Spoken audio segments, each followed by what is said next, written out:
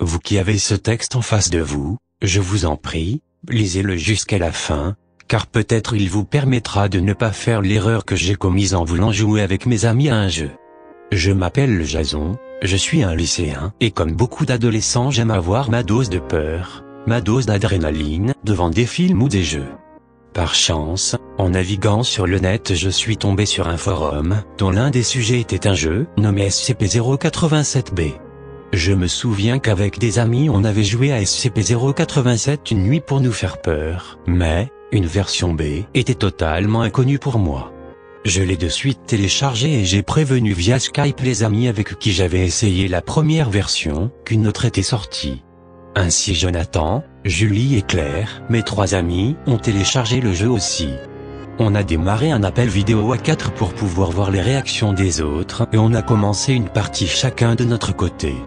L'ambiance était vraiment sombre et pesante mais bon, c'est qu'un jeu, c'est pas ça qui me fera trembler. Seulement quelques secondes après avoir commencé, sursaut général suivi d'un fou rire après que l'on s'est rendu compte qu'on a eu peur d'une voix venant d'un talkie-walkie. On a joué comme ça à peu près 2 heures, et après de nombreux éclats de rire et moult crises d'angoisse, on a décidé d'arrêter, car il était déjà 1h47, et que dans quelques heures il faudrait se lever pour les cours. On a juste parlé de choses marquantes comme le visage ressemblant un peu à un SMI.jpg, qui apparaît parfois sur une ombre et aussi de la voix, qui nous dit behind you, ou don't look at me, qui nous a donné des sueurs froides. En cours, on était tous présents sauf Jonathan. On s'est dit en rigolant, qu'il a dû avoir tellement peur de notre soirée, qu'il est resté chez lui à se cacher. Mais enfin on a prévu de lui demander après les cours ce qu'il a sur Skype Jonathan, n'ayant pas de portable, pour qu'on puisse lui demander. Les cours étant finis depuis un moment, nous voilà en appel vidéo en train d'attendre Jonathan. Il reste déconnecté, ça ne change pas. On a commencé à s'inquiéter pour lui, il était peut-être vraiment malade. Soudain il se connecte. Grand soulagement pour nous tous. Je m'empresse de le rajouter à la conversation, mais, sur son écran dans Skype on voit son bureau et sa chaise, mais, lui on ne le voit pas.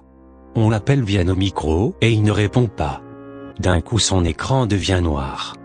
Claire sursaute et je l'entends dire que c'est une blague ridicule et que Jonathan n'est pas drôle.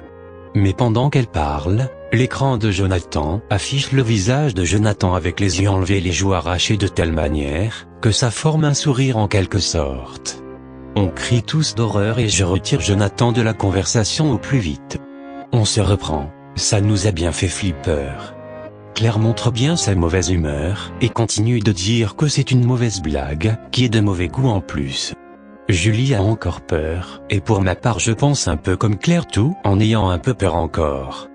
Claire arrête de crier après Jonathan et nous dit qu'elle revient, car ça gratte à la porte de sa chambre et elle pense que son chat veut entrer. On attend qu'elle revienne et en attendant je vais sur Facebook, pour voir si Jonathan est connecté et pour savoir si c'est vraiment une blague qu'il nous a fait. Au moment où je finis d'écrire Facebook sur Google, j'entends Julie crier. Je retourne sur Skype et je vois que l'écran de Claire affiche le visage de Claire dans le même état que celui de Jonathan. De peur je pousse un cri de terreur avant de virer Claire de la conversation aussi. La peur m'envahissait et j'avais pu voir que Julie était devenue pâle et avait des larmes aux yeux. Il se passait quoi là? Qu'est-ce qui leur est arrivé? J'étais trop effrayé pour pouvoir y réfléchir vraiment, mais ces questions tournaient dans ma tête. Je commençais à essayer de parler à Julie, mais elle ne voulait pas parler, elle pleurait et me dit de l'excuser. À ce moment je vis quelque chose sur l'écran de Julie, qui bougea vite derrière elle, un rapide mouvement.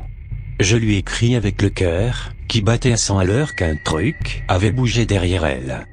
Quand elle lut ça, elle ne bougea plus du tout et elle pleura de plus en plus. Je sentais qu'elle était horrifiée et je l'étais aussi. Son écran s'éteignit alors.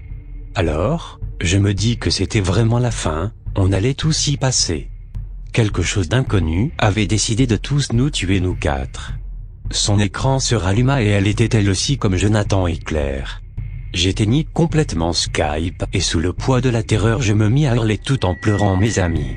Me voilà maintenant en train de vous écrire tout ça. Je veux que les personnes qui trouveront ce texte comprennent ce que je viens de comprendre à l'instant. L'état du visage de mes amis après ce qui vient d'arriver ressemble énormément au visage qui apparaît dans SCP-087-B et qui ressemble un peu à un SMI.jpg. Tout ça est arrivé le jour suivant notre essai de ce jeu. Ce jeu est la cause de tout ce qui vient d'arriver, il n'est qu'une malédiction, un fléau sans nom. Vous qui lisez ceci, ne jouez jamais à SCP-087-B, n'ouvrez jamais de fichier portant ce nom, et si vous en avez la possibilité, faites-le retirer du net, je vous en prie. J'entends du bruit derrière moi. Je vais prendre une photo avec ma webcam, et j'espère que quelque chose sera visible dessus. Ce sera mon dernier acte je pense, car je viens d'entendre une voix grave me dire « Bien dit ».